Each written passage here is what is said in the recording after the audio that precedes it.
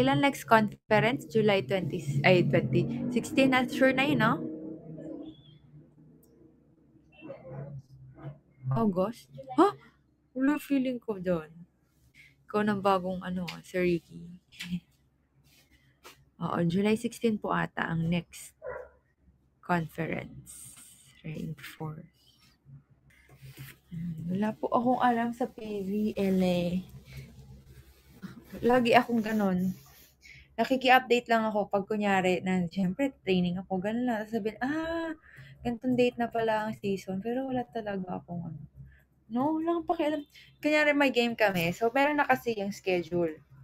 Kung sino kalaban mo, kung kailan laro nyo, ganyan, ganyan.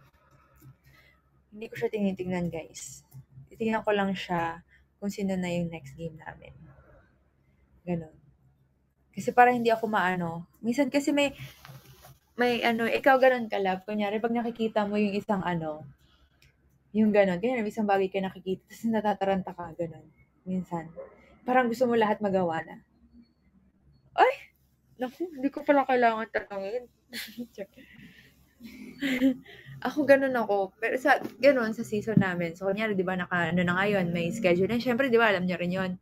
So, hindi ko siya tinitignan kasi pag nakikita ko siya, siyempre, may mga teams ka din na parang, uy, nakaka-excite tong kalaban niya yan. So, parang, minsan, maano mo siya na, ay, gusto ko na itong araw na to. Ganyan. So, ako hindi talaga. Hindi ko, tinitignan ko, pero kunyari, pag nasend lang nila, Ma'am, ganyan, titignan ko, okay, ganito pala yung game, guys. Then, tapos na. Pero, buong season, hindi ko kabisado, hindi ko alam kung sino next game namin. Malalaman ko lang after nung laro namin na yun. Yung laro namin. Yun, para hindi ako natataranta or ma-pressure ba, ganun. Ano mas nakakaba, UAAP or PBL? Iba kasi yung experience ko sa UAAP. Parang feeling ko nasa ng volleyball career ko na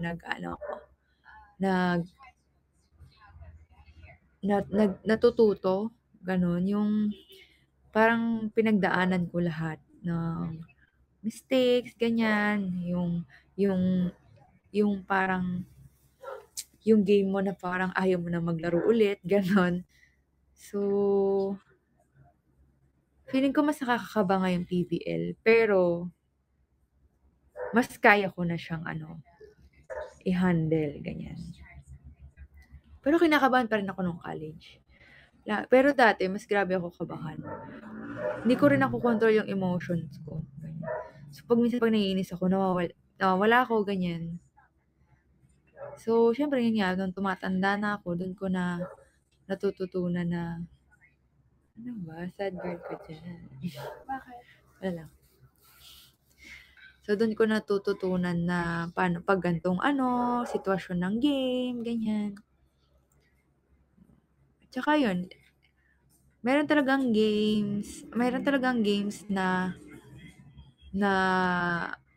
wala, hindi ako perfect, ganyan. May games talaga na hindi ko makontrol yung katawan ko, yung sarili ko, yung utak ko, minsan lutang, ganun. May ganun talaga, guys. Pero, itong nag-PBL ako, sobrang tagal na yung last na naglaro ako na parang di ko kayang bumangon ulit. Ganon. Bumangon. Kumbaga yung kung paano ko babawi, ganon. Pero ngayon, pag minsan, feel ko na wala ako sa game ko, hindi yung game ko talaga, na gagawa ko ulit yung isip ko, i-reset ba, ganyan. Na babawi ako next point, babawi ako next set, ganyan. Yun, siguro din sa dami na din ng experience, ganyan. At saka, nag-guide din talaga ako ng mga teammates ko dito sa Cream Line. And, syempre thankful ako na, syempre dadating din yung time na pipiliin na nila yung life nila na wala na yung volleyball, ganyan. Like, kunyari, sina Ate MG, sina Ate Lai, pag retire na sila. So, parang thankful lang ako sa kanila na tinuruan nila kung paano ako mas magiging mas magiging buo as a player. Ayan. Yun. Tsaka hindi lang, madami. Lahat sila halos. Talagang madami. Si Ella DJ, yes. Sapir. Si Ella din. Ayan. At tsaka, syempre nung college ka, dahil syempre may mga nakikita kang ibang players na sobrang angat talaga sa'yo. Ayan. So, parang ang tingin nyo sa kanila, perfect. Like, ay, kaya niya talaga lahat. Lahat puntos niya. Ganun, parang 100% talaga. Pero nung tumatanda ako, na-realize ko na kahit nga mga international players, pumupuntos lang sila ng 10 points, 15 points. International na yun nag-error na sila, nag-error service, hindi nakaka-receive, napepesan sila. So, na-realize ko na, ay, hindi ko pala dapat isipin maging perfect. Ang isipin ko paano ako bumabawi sa mga mistakes ko. Paano ako mag-grow sa mga pagkakamali ko. Ganun. So yun, tsaka tinanggap ko kung ano yung trabaho ko, ganun. Para sa team. Minsan kasi ang taas ng masyado kong mataas mag-expect sa sarili ko. Minsan, sa sobrang taas, hindi mo na nagagawa. Ang tama. Yeah, yun. Ayun, pag kunyari, okay, hindi tayo makabawi sa palo, okay, bawi na lang tayo sa likod, ganyan. Nandun na lang talaga. Ang kinakaya. Feeling ko yun din naman yung struggle ng ibang players. Talaga. Siyempre, meron talaga silang standard para sa sarili nila. Kasi, nagawa na nila yun eh. Diba? So, ba't hindi mo siya magawa lagi? Pero yun nga, meron talagang araw na hindi mo talaga araw. Pero may araw talaga na araw mo talaga, ganun, kahit na anong gawin mo. Talagang kaya mong pumuntos. Ganun. Pero meron din naman talagang gifted na talaga na kahit parang ito lang ginagawa niya pero kaya niyang makapuntos. So, at saka lagi akong nire-remind din ako ni Ella, ganyan na yun nga, minsan, di ba, isa kunyari, may game, nanalo kami. Sabi ko, ang pangat ang laro ko, ganyan. Tapos sabi niya, di kaya, ang ganda-ganda ng laro mo. So, may ganun ako lagi. I think di talaga nawawala. Siguro di lang ako, madaming ganun na player. What school sa UAAP? Lahat naman mahirap kalaban eh. Lahat mahirap kalaban. Pag may nag-stare down sa akin or may nag-aangat, wala, okay lang naman. Alam mo sa amin kasi mga players, like for example, si Chang. Ako na sampulan na ako. Pero hindi kasi siya yung, hindi siguro baka kasi naman kami, magkakilala na naman kami. So hindi niya ako, hindi ko naman sure, hindi ko man ako si Ate Chang eh. Ate, Chang na nga, ate pa. Si Chang eh. Pero nag-aangas siya, pero hindi yung angas na yung may iiyak ka, gano'n. Hindi pa naman niya ako nasasample ng gano'ng swag. Pero pag may gano'n naman, okay lang. Part naman siya ng game. Tsaka minsan yun nagpapaganda sa laro, ganyan. Diba? Pero, syempre hindi maganda kung masyadong OA na gano'n. Tsaka international din. OA nga dati. Malapit na nga silang magsuntukan sa international pa to Nagmumurahan sila talaga face to face. Ganon sila kalala. Pero ngayon kasi, hindi na pwede. Maaaway kayo. Pero pag may ganon, okay lang naman. Oh, di ba si Caraport? Oo, grabe yun. Feeling ko ganon din sila maglabas ng ng energy nila. Kailangan nilang may pampainit ba. Sino pa 'to, may isa pang player sa international, si Russian siya. Tapos si Fabiana Bato ng Brazil. Kung may mga fan diyan ng talaga volleyball, ayan.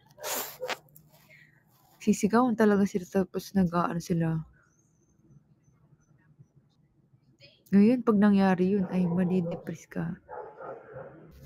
Japan, okay, gusto ko yung Japan. Nakamiss kasi ako maglaro sa kanila, kahit yung women. Yun, tatanong ako kay Ate Gia, ganyan. Tinanong ko ng isang beses sa Ate Gia, sabi ko, sa Japan ba, pag magsiset, kasi may isang coach kami dati sa Creamline. Tinuturuan niya si Ate Gia mag-set ng walang tunog. Yung pag-set ba, walang tunog talaga. Siyempre mahirap, lalo kunyari, hindi mo yun yung pinaka natutunan mo. Diba? Lalo ngayon wala ituturo. So, sobrang hirap talaga. Tapos sabi ko, sa Japan ganun? Ganun ba sila ka-strict na kailangan perfect? Sabi niya, alam mo Gemma, nung nandun ako, na-depress na daw si sis kasi, ay, kahit ang dali-dali, parang ang dali-dali sa kanila ng volleyball, ganyan-ganyan. So, tumagal, na-realize niya.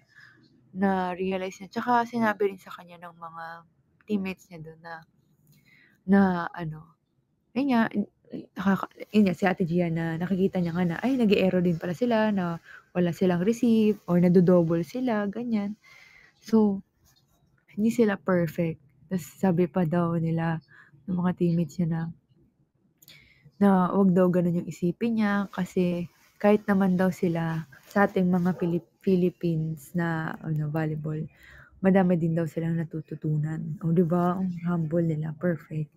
Kaya parang wag daw masyadong mataas yung tingin, na perfect lahat, ganun. Pero kasi pag maglaro sila, di ba, perfect din talaga. Think marunong lang talaga silang mag-control sa agad, tsaka basic talaga na dun na yung control nila sa volleyball. Magandang hapon po sa inyong lahat. Girls in the bathroom.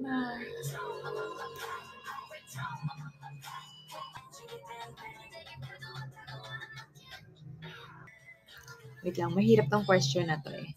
Pero ako usually, pinipili ko yung happiness ko. Pero yun, hindi ako happiness ang pinipili ko. Pero minsan tatanungin mo, hanggang kailan yung happiness na yun? Diba? Pero, feeling ko sa happiness na yun, doon din papasok yung paninindigan mo sa mga desisyon mo. Na kung ano man yung mga mangyayari after ng happiness na yun, kung magiging forever ba siyang happiness siya for your life, or panandalian lang. Nasa sa'yo yun. Pero ako, happiness ang pinipili ko. Ganyan. Pero,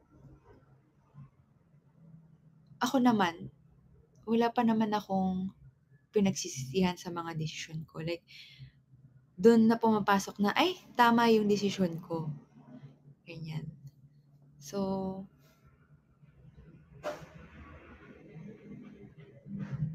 ay, sorry, may nag-text lang yung ate ko. So, ayun, I think ako depende. Sa akin, happiness. And kasi ako as a person, ganun ako. Happiness. And then, parang hindi ako nag-iisip ng mangyayari sa future. So, parang feel ko lang kung ano yung nafe-feel ko sa present. And then, yun, ganun ako klaseng tao. I think, depende yan sa iba. Meron naman na mas pinipili yung tama. Siyempre, minsan, mas okay naman na tama. Kasi ayaw natin ng stress, ayaw natin ayaw natin ma-feel na yung, hirap naman ito ng question to, pero yun, minsan ayaw natin ma-feel na mali yung desisyon natin. And yung pinapa-feel sa atin ng mga tao din sa paligid natin na mali yung desisyon natin. I think more on sa self mo yun, kung mas anong pipiliin mo. Ayan, merong question. Pwede daw bang mag-move on ka habang kayo? Alam mo ano yan, alam mo may shinare sa'kin si ate. May shinare siya siyempre kayong mga teammates minsan may mga kuwentuhan kami ganyan about love, about life, ganyan. Tapos ano daw meron din talaga na minsan nasa relationship ka na and then dun sa relationship mo meron ka ng time na akala mo okey pa kayo pero nandun ka na sa part na nagmo-move on ka na kahit kayo. So kunyari 'pag nag-break na kayo, parang okey ka na, na wala na kayo ganyan, na natapos na yung relationship niyo ng hanggang dun lang. Kasi parang tanggap mo na hanggang dun ayun na nagmo-move on ka na nga during your relationship. So, may gano'n, hindi lang tayo aware kasi 'di ba minsan sa relationship lagi mong pinipili na maging maayos kayo kahit hindi na kaya ayusin and yun nga siyempre pinipili niyo yung isa't isa. Pero parang dumadating yung time na or dumadating pa rin sa part na, ay bakit kahit pinipili namin yung isa't isa, feeling ko pa rin hindi hindi hindi siya sapat, gano'n. Parang lagi pa ring may kulang. Kaya feeling ko dumadating din sa point na gano'n. So, lalo kapag kunyari 'di ba lagi kayong nag-aaway or lagi kayong may problema, ganyan. So, naaayos niyo pero minsan kasi hindi maayos yung pag-aayos niyo ng ng problema niyo. So, parang, "See, okey lang 'yan, ano naman, magiging okey din." Pero dun na nagsta-start minsan sa isang relationship na, ay paunti-unti nawawalan na ako ng interest or nagmo-move on ka na, ganyan. So, I think I mean, nangyayari talaga siya, hindi normal, pero nangyayari siya talaga. So, gano'n. Ako hindi ko sure, pero baka nangyari sa'kin kasi hindi lang ako aware, ganyan. Means toxic na yung relationship, nag-stay ka pa kaya nung natapos may peace agad, siguro. Lalo gano'n, yung 'pag may problema na kayo sa isa't isa talaga, kayong nag-aaway, laging may problema, ganyan. Tapos hindi niyo naayos ng maayos, yung tapos magiging okey na lang kayo ng hindi nag-usap or okey na lang, gano'n. Too early to settle kapag nasa 3 years relationship. Depende. Alam niyo, ngayon ang daming nagpapakasal, sila sa partner nila. Like wala pa silang 5 or hindi pa sila gano'n katagal. As in, hindi pa sila yung ine-expect natin na relationship na dapat nandun ka na sa age na yun, na magpapakasal ka. Pero ang dami na ngayon na gano'n. I think, may gano'n talaga na nafi-feel nila agad yung yung life nila sa isang tao kahit gano'ng kaikling panahon. Feeling ko mafe-feel niyo siya, actually mafe-feel niyo mafe-feel niyo na, "Ay ready na ako sa taong 'to, magse-settle na ako sa kanya." Gano'n. Feeling ko talaga minsan 'di ba minsan may mga taong sa buhay natin na dumadating na akala natin sila na ganyan, na gusto natin sila na pero yun nga sinasabi ko na parang bakit hindi sapat? Bakit bakit feeling ko may kulang, bakit feeling ko hindi siya, bakit feeling ko parang alam mo yun, bakit kailangan mag-question ka ng gano'n sa sarili mo, 'di ba? Kung mahal mo siya or kung alam mo or gusto mo na siya na, bakit may question kang gano'n? So, parang for me kung mafe-feel mo na siya na, natural mo siyang mafe-feel. Hindi mo siya kailangang sabihin, i-remind or ano, hindi mo kailangan talagang i-ano yung sarili, pilitin yung sarili mo na siya na, gano'n. Mafe-feel mo lang talaga siya, gano'n. Ta's minsan nag-usap kami like, ang galing kasi may mga mag-asawa naghiwalay ganyan, pero may mga asawang alam mo yung problemang dumating sa kanila noon, pero ngayon nakikita mo sila pa din ganyan. Yung 'di ba, yung mga parents natin ganyan, ang dami nilang pinagdaanan pero ang galing na nandito pa rin sila, magkasama pa rin silang dalawa. Parang naa-amaze lang ako kung yung paano nila wino-work yung relationship nila, 'di ba?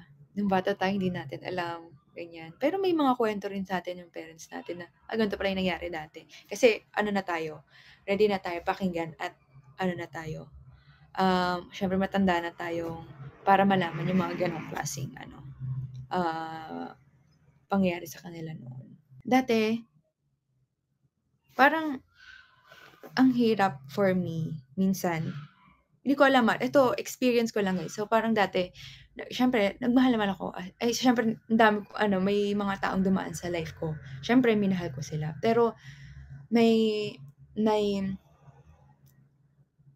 may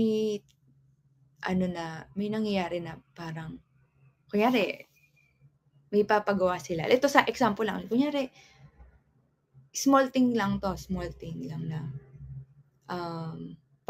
kunyari paglalaba mo yung isang tao, yung taong mahal mo.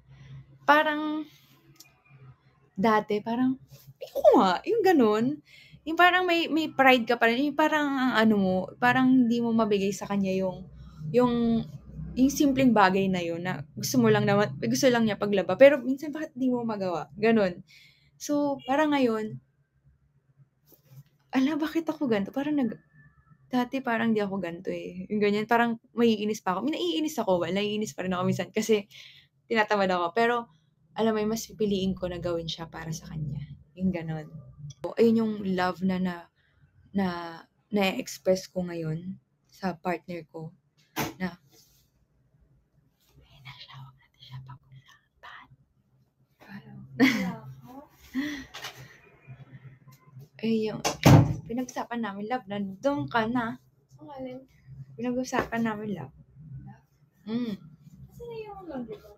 Hindi ko lang.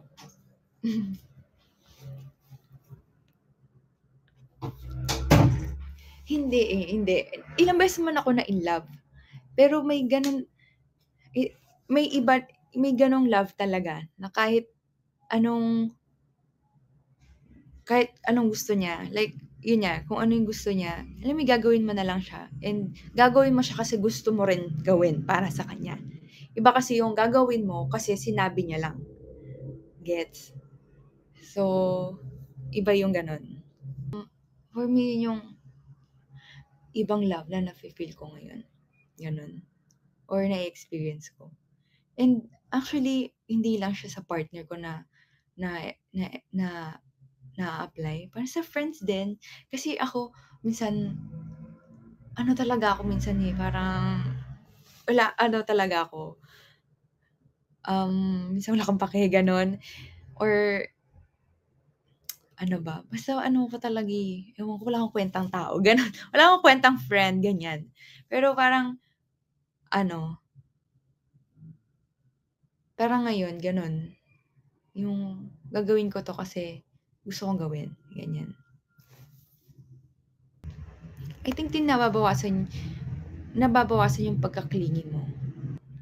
Hindi nababawasan yun sa isang tao. Kayo ba kapag nababawasan yung pagka-clingy niyo kasi ibang person na yung love niyo? Hindi naman guys, nakakatawa kasi yung iba na siyempre meron kang past. So ganito, siyempre alam ng iba, kunyari mga friends mo or may mga, siyempre kayo, alam nyo kung anong klase kong person dati. Tapos ngayon parang hindi nyo masyado nakikita. Like, hindi naman ibig sabihin hindi nyo nakikita, hindi na ako ganun. 'Di ba? So, parang ngayon mas okay or mas gusto namin na sa amin dalawa lang yung mga ganong sa amin dalawa na lang yung mga ganong klaseng na-experience namin sa isa't isa. And kung mapakita naman namin, 'di ba, thank you, gano'n, 'di ba? Thank you na lang. Hindi naman parang kailangan ipapakita lahat ng kung anong ginagawa. Yun, feel kami sa friends namin. Gano'n, nakikita naman nila kung gaano kami ka-sweet or ganyan, paano kami magkulitan, paano kami mag-asaran, ganyan. I think important, kunyari, pag nagka-relationship, parang importante kung mas makita yun ng mga taong importante rin sa life mo. Yung alam din nila kung paano ka nila poprotektahan. Yung mga marunong pumotekta sa relationship niyo. Tsaka magrespeto sa relationship niyo. Yung mga ganong klaseng tao. It's easier to forgive or forget. Forgive. Hindi naman ibig sabihin na pinatawad mo siya, okay na kayo. pinatawad mo siya kasi para sa sarili mo. Yung kuha mo ng peace mo ba sa life mo. Hindi naman ibig sabihin na pinatawad kita, friends na tayo ulit. Ganon, hindi ganon. So, kaya ko maging casual sa'yo, kaya kitang kausapin. Ganyan. Pero hindi ko makakalimutan kung ano yung ginawa mo. So, kaya ko magpatawad, pero magpatawad para sa sarili ko. Kasi yun nga, ang bigat kasi nadadalhin mo yung galit, yung ines, or yung kung ano yung nangyari sa inyo sa buong buhay mo na hindi ka nagpatawad. Bigat nun sa heart. Yung parang, pag hindi mo nakuha yung patawad na yun, parang sa hindi lang, kunyari sa isang taong yun, hindi lang sa isang tao yun, kumbaga, sa lahat na lang ng taong nakapaligid sa'yo, parang lagi ka na lang galit, ganon. Parang lagi na lang iwas ka, or hindi naman sa iwas, or hindi ka okay, ganyan. Kahit hindi naman sila naging part nung problemang yun. Gets? So, ako, yun, nagpatawad ako kasi gusto kong maging okay ako.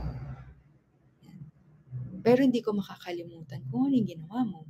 Ganyan.